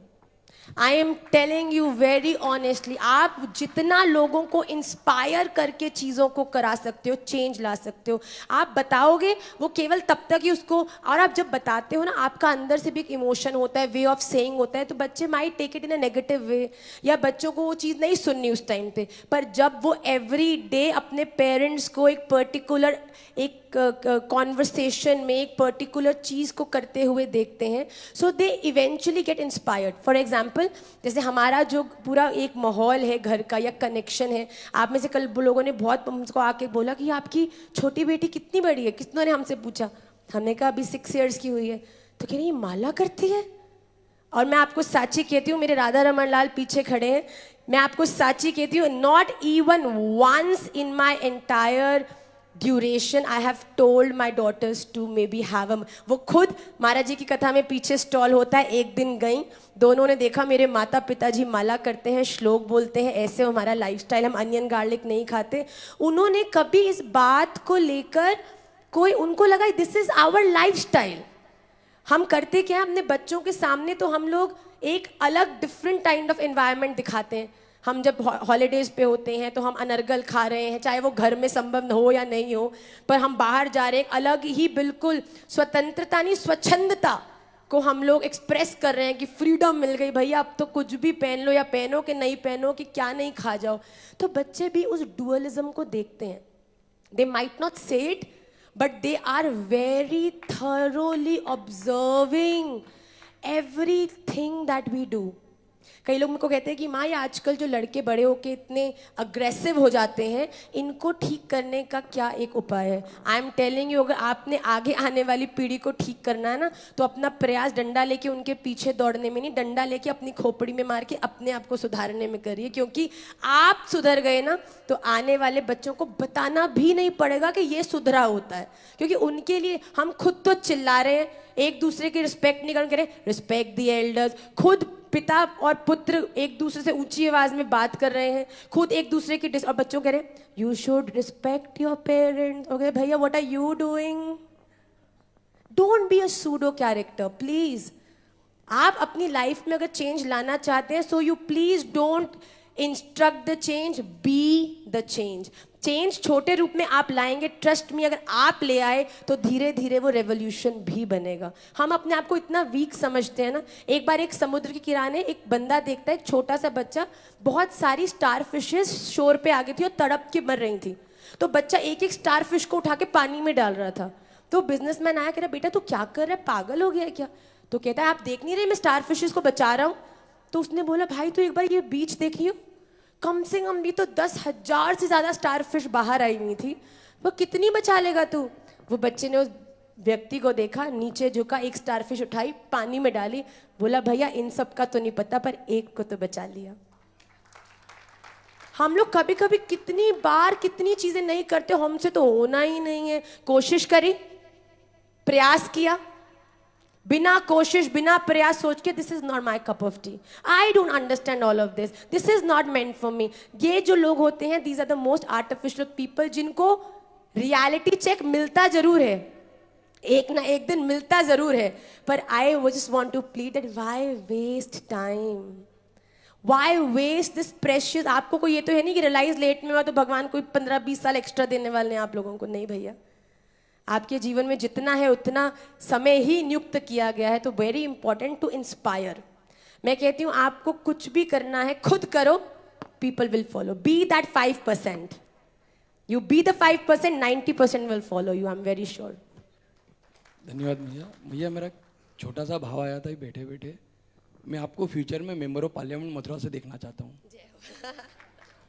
मैं चाहता हूँ कि आगे ऐसे मंत्री बने और जो यूथ है जो सनातन है वो आपके माध्यम से आगे बढ़े। मेरे जीवन में कोई भी, आपने ऐसा बोला और राधा रमन जी की इच्छा होगी तो वाई नॉट, अभी कोई सुन के हमको अप्रोच नहीं कर ले, पर मैं आपको साची बोलती हूँ, मेरा जीवन बिल्कुल सहज है। Whatever comes my way is meant to be mine. अगर राधा रमन जी ने ये भी सोचा होगा तो कोई व्यवस्था अपने आप बनेगी, और महाराज श्री अगर पुश और प्रेरणा देंगे और मोटिवेट करेंगे तो वाई नॉट, क्योंकि मेरे जीवन में वही मेरी एकमात्र डिपेंडेंस है, वही मेरी एकमात्र गाइडेंस है। तो जैसे राधा रमन जी की इच्छा होगी, if that is the plan, I am more than happy to serve him through that platform. और अभी मेरी शक्ति यथाशक्ति, अगर मेरी शक्ति आज यहाँ बैठे 100 लोगों को केटर करके एक के भी जीवन में थोड़ा सा भी परिवर्तन लाने में मैं सफल होती हूँ, तो I think my Radha Raman is more than happy. I will more happy and इस दिन को मैं याद रखूंगा यदि मेंबर ऑफ पार्लियामेंट रहे आप। जय हो। रिकॉर्ड भी हो रहा है, फिर तो डाल दिया है हमने पॉडकास्ट में। धन्यवाद भैया। बेटा माइक दीजिए।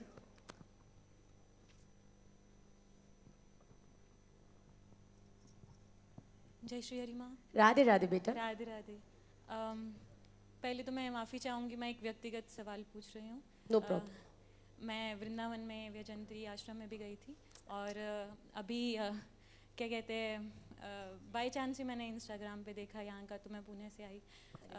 मैया मेरे गुरुदेव हैं कहीं और से, हिमाचल से, नारायण के संप्रदाय से ही हैं, लेकिन राधा रमन लाल मेरे जीवन में उनसे बहुत पहले आ गए। वृंदावन में मैं जब भी वृंदावन में रही मैं कुछ महीने, तो राधा रमन लाल, मैं उससे आगे ऐसे हमारा चोर ठाकुर है लाली। हाँ, चोर एकदम। हाँ, तो जो देख ले फिर काम बिगड़ जावे भैया। तो सोच समझ के हमारे राधा रमन जी को दर्शन को जाइए भैया। अरे उन्होंने खुद बुलाया जाओगे अपने दिल को लेकर, पर फिर शरीर तो आ जाएगा, दिल रह जाएगा वहीं। उन्होंने खुद बुलाया था, इस्कॉन में गई थी, काली बिंदी देके मैंने पूछा ये किन की है, कहते राधा रमन लाल की। अभी तक गई नहीं थी उनके पास। बाहर निकली तो 1-2 लोग और थे, कपल थे, वो ऑटो में बैठे थे, उन्होंने काली थी, आप राधा रमन जा रहे हो, कह रहा मैं चलूँ आपके साथ। तो ऐसे राधा रमन लाल के पास मैं पहुंची थी। तो अभी एक लक्ष्य था मेरा, मैं साधक हूँ, एक लक्ष्य था वो राधा रमन की कृपा और उनके आशीर्वाद और उनके मंदिर में ही वो लक्ष्य की प्राप्ति हुई मुझे। अभी वेले हो गए हैं, मतलब पंजाबियों में अभी फ्री हो गई हूँ, तो अभी ऐसा है कि राधा रमन लाल के और पास जाना चाहती हूँ, क्योंकि मेरे लिए कृष्ण स्वरूप राधा रमन लाल हैं। जब मैं अपने गुरुजी के आश्रम, बहुत बड़ा सवाल हो गया, नहीं तो जब हमने गुरुजी के आश्रम गई, उनके माता रानी से मिली, तो वहाँ पे भी देवी से बात हुई, और यहाँ पे भी देवी से ही क्वेश्चन का मौका मिल रहा है, महाराज जी की देवी। तो उन्होंने पूछा कि आप कृष्ण जी को किस स्वरूप में देखते हैं, तो मेरे थे राधा रमन लाल वृंदावन वाले। तो मैं क्या करूं? मैं आपको साची करूं, ये केवल एक बहुत सुंदर सवाल है, अगर आप इसको, जो कोई साधक हो उसकी दृष्टि से, तो वेदानुद्धरते जगन्ति वहते, भूगीत गोविंद का ये श्लोक है। वेदानुद्धरते जगन्ति वहते, भूगोलमुद्विव्रते, दैत्यम दारयते, बलिम छलयते, शत्रक्षयम कुर्वते, पौलस्तम जयते, हलम कलयते, कारुण्यमातन्वते, म्लेच्छान् मूर्छयते, दशाकृति कृते, कृष्णाय तुभ्यम नमः। बेटा राधा रमन लाल को आप प्रेम करो, चाहे नारायण स्वरूप में विश्वम विष्णु वषटकारो, भूत भव्य भवत प्रभु, भूतकृत भूत वृद्भावो, भूतात्मा भूत भावना, आप किसी भी रूप में भगवान के आश्रय हो जाओ, इसमें कोई भेद नहीं है। आप बिहारी जी से प्यार करते हो, राधा वल्लभ जी से प्यार करते हो, महाप्रभु जी से प्यार करते हो, कि राधा रमन जी से प्यार करते हो, ये केवल एक ही व्यक्ति को अलग अलग कपड़ों में दिखने के स्वभाव है। तो आप इसमें बिल्कुल भी इस संशय में मत रहना कि आप अगर नारायण रूप में उनका उपासना करते हो और आपको राधा रमन लाल से आपको प्रेम है, तो आपके नारायण ही राधा रमन लाल के रूप में आके खड़े हो गए हैं। तो केवल इसी भाव से आपको अपनी उपासना करनी है, क्योंकि आप अगर अंतर करोगे तो वो अपराध है बेटा। अगर आपका राम अलग है और कृष्ण अलग है, और आप कहो कि हिरण्यकश्यपु जी अलग हैं और आने वाले कल की अलग है, इनमें कोई भेद नहीं है। ये स्वयं पर ब्रह्म परमात्मा सच्चिदानंद रूपाय विश्वोत्पत्त्यादि हेतु, एकमात्र भगवान कृष्ण ही अनेक रूपों में बार बार अपने भक्तों, हमारे जैसे बुद्धू भक्त पे कल्याण करने के लिए श्रीमन चैतन्य महाप्रभु जी ही, हमारे राधा रमन लाल ही वो श्री प्रिया रमन महाप्रभु के रूप। अब हम कहें कि हम तो राधा रमन वाले हैं और प्रिया रमन महाप्रभु, तो भैया राधा रमन लाल तो आले में बैठे हैं, उनको सर्व करना, छूना, उनकी सेवा करना के सौभाग्य तो हमको है नहीं, वो तो महाराज जी को है, क्योंकि अपरस की सेवा है। तो वो हमसे जब प्रेम करते हैं तो एक रूप अपना धारण करके हमारे पास आ जाए। तो आपके घर में जो भी ठाकुर जी और श्री जी हैं, वो आपके इष्ट का ही एक स्वरूप है। हमारे जीवन में एक बड़ी ही ये विलक्षण लीला हुई। हम वैसे लीलाएं क्योंकि स्वयं का अनुभव होता है शेयर नहीं करते, पर एक आपको ज़रूर बताऊंगी जिससे सुनकर आप बड़े हैरान हो जाओगे। एक बार जब मेरा विवाह हुआ बेटा, तो मैं मंदिर गई तो मैंने देखा कि राधा रमन जी बाहर आए हुए थे जगमोहन पे, बड़ी पास से दर्शन थे। तो मैंने पास जाकर देखा तो राधा रमन जी का जो मुखारविंद, जो मैं पिछले कितने सालों से रोज देख रही थी, it was a different face. मैं वापस गई, महाराज जी कथा में थे, मैंने महाराज जी को फोन किया, मैंने कहा राधा रमन जी बदल गए। कह रहे क्या बोल रही हो भाई, राधा रमन जी कैसे बदल सकते हैं। मैंने कहा मैंने राधा रमन जी की शक्ल देखी पास से तो बिल्कुल डिफरेंट लग रहे थे आज। तो महाराज जी बोलते अरे ऐसे नहीं, कोई ऐसा तुम्हें लग रहा होगा, साइड से देखा होगा, कहीं से देखा होगा। हमने कहा अच्छा ठीक है। फिर कुछ साल चले गए, और फिर कुछ साल बाद जब हम निमाई दादा से, हमारे बालक से गर्भवती हुए, तब हमारे प्रिया रमन महाप्रभु, जब हमारा सीमंतो नयन संस्कार, जो 16 संस्कारों में से एक बड़ा विशेष संस्कार है, वो जब हुआ तो प्रिया रमन जी आके महाराज जी बाहर बिराजे हमारे मंदिर में, और महाराज जी ने हमारी आंखों पे पट्टी बांध दी, और मैं पट्टी बांध के मुझे लेकर गए, और जैसे ही आंख मेरी खोली तो मैंने देखा कि श्री विग्रह आए प्रिया रमन जी। उस समय तो मैं इतनी ओवरवेल्म हो गई, इतनी खुश हो गई कि दिमाग तो चलना शून्य हो गया।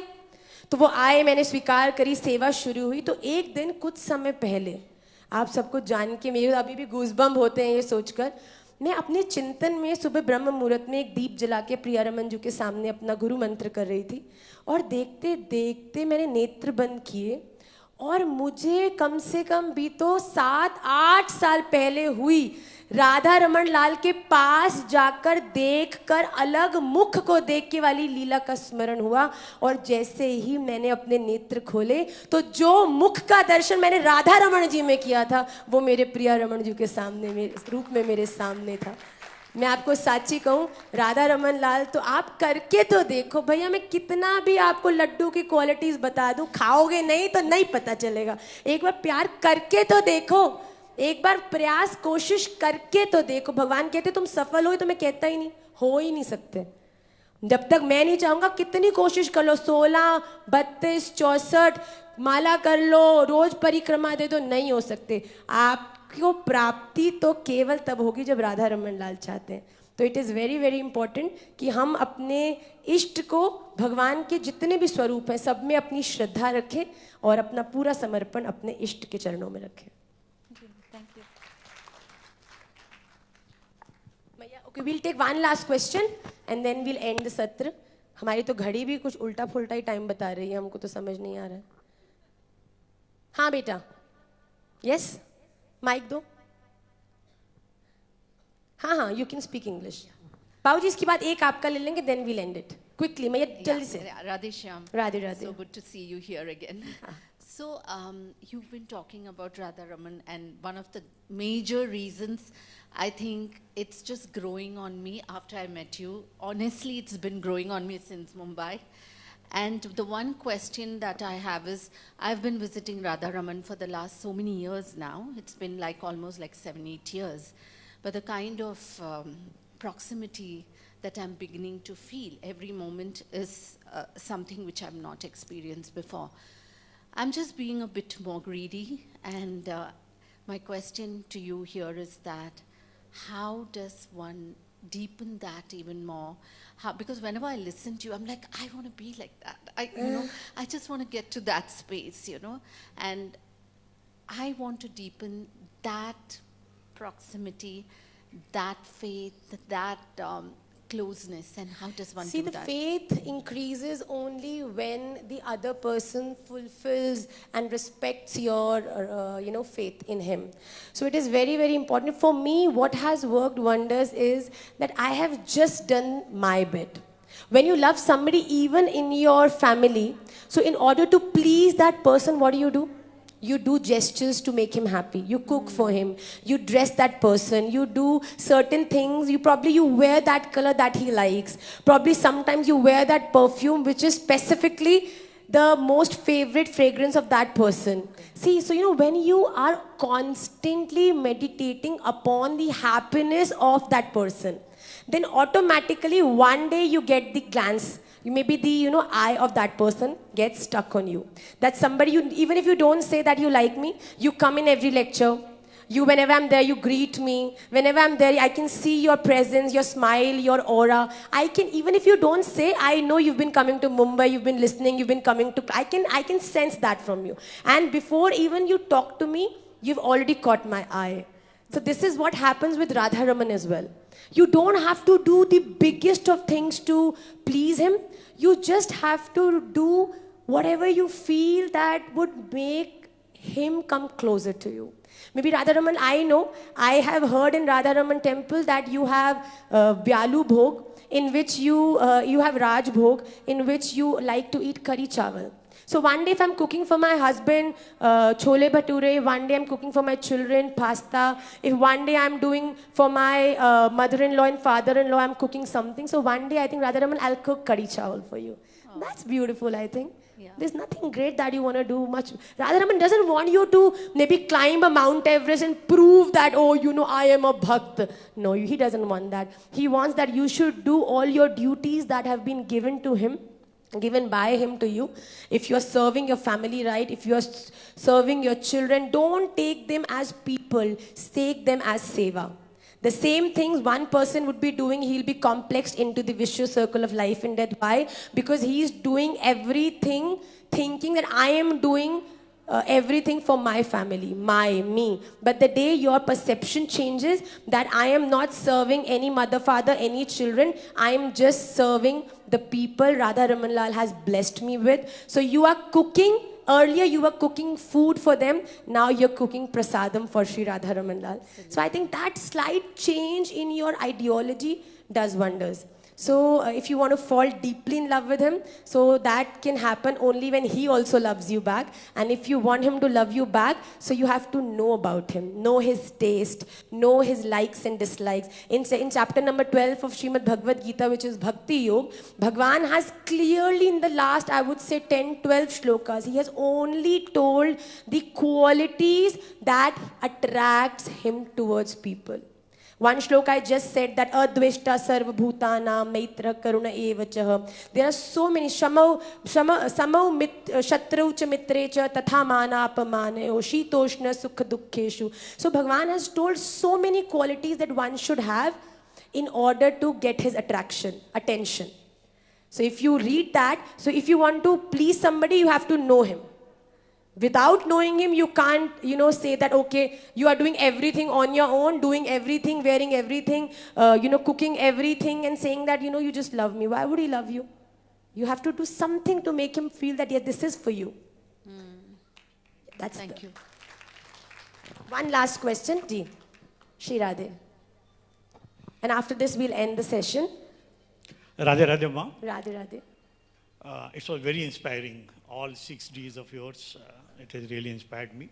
And when I was trying to decode D, the one D which was coming to mind was the dare. How you place this D in your 6 Ds formula. Dare. The dare. Daring. Because, one has to dare to start something. It is always, when you are already clear in your mind about desiring for a particular goal, Yeah. then I think daring you can never do. I think a bhakt never does the dare. He is always inspired. So daring is something like, you do because, and you are concerned about the positives and negatives coming out of that dare, right? I am daring to do this, I'll see whatever happens, right? But when you are focused on a particular goal, then I think it's not the dare that works, it's the inspiration, motivation, determination, discipline that works. When you are doing something in a particular disciplined, determined manner, even if that is not your forte, it will work for you. So it is very, very important. So I think for me, daring for something is like challenging. Okay. And I don't think if you are doing something for anybody else, it will ever work for you. If you are daring to do something because I want to show you that I'm better than you, trust me, even if you think you will become better than him, there will be 1,000 people much, much better than you. Perfect. So instead of daring, I think it is the more appropriate thing would be determination. Determination or devotion. Yes, that works. That works practically. Daring, again, you'll be complexed with comparisons and people. I'm daring, I dare you that I will be better than you. You'll be better than him, but there'll be 10,000 better than you again. How many people will you dare in your life? Just, what Bhagavad Gita says and what I tell everybody in my class, life is not about achieving a particular goal. Life is all about becoming a better version of your own self. Own self. Own self. Thank you, Radha. Thank you. Thank you so much. I am really grateful that you all gave me an opportunity to please my Radha Raman again, yet through another session. मैं जानती हूँ जो बाबूजी आए थे वृंदावन भी, तो महाराज जी नहीं आए थे, मैं पहले आ गई थी और उन्होंने कहा महाराज जी तो आएंगे आपको ज़रूर आना है. और थैंक यू. मैं कोई बहुत वाइज नहीं हूँ, जो कुछ भी I could think from my very small knowledge, वो भी जो ये मैं आपको साची बताऊँ, हमने कहा ना वहाँ क्यों नहीं खड़े हुए, मेरे को इतना अंडर कॉन्फिडेंट हो जाए, मेरे हाथ में मेरी तुलसी जी की स्ट्रेंथ होती है और पीछे मेरे ठाकुर जी और महाराज जी होते हैं. आप कहीं किसी भी सेशन में देखना, मैं हमेशा इनके आगे खड़े होकर बोलती हूँ, because then I think that maybe in a lot of forms I can see him in front of me, but in the most powerful form he is right behind me. So that gives me the power to speak. तो thank you so much, आपने ये opportunity मुझे दिया. And Radha Raman लाल के लिए, आपके संपूर्ण परिवार के लिए खूब सारी प्रार्थनाएं.